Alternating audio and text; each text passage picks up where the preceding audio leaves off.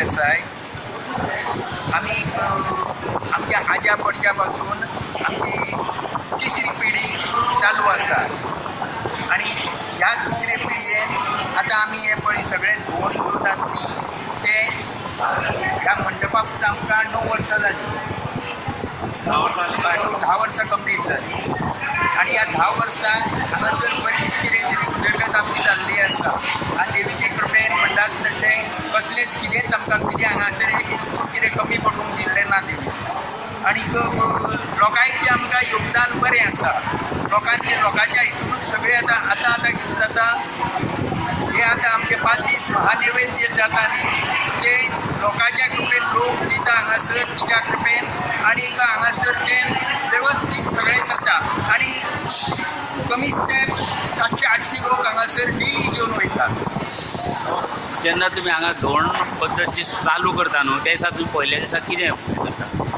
आतां कितें आसा आतां अशी पद्दत जाल्या की जेवण हें आमकां लोकूच दितात, डोनेट करतात आणि त्या प्रमाणे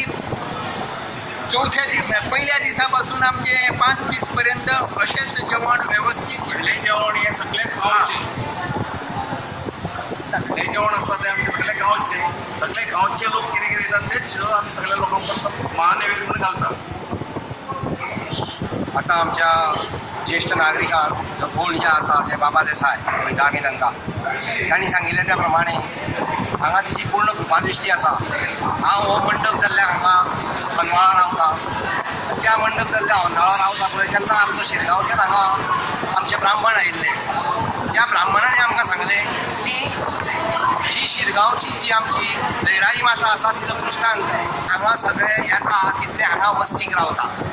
हांगा वस्तीक रावता आनी हांगा आमकां अशी सुख सोय जी आसा सगळे न्हांवप धुवप हांगाच च्या घेवप हांगाच आनी जशी रूढ परंपरा आनी शास्त्रानुसार जे पयलीं पासून मार्गदर्शन केल्लें आहा त्या मार्गदर्शना प्रमाणे ओले हांगा शिवाय म्हणजे सवळे हांगा शिवाय खंयचोच एकटो हे आमचो हांगा खंयचोच आहार जावं अन्नग्रहण जावं उदक सुद्दां पियेना.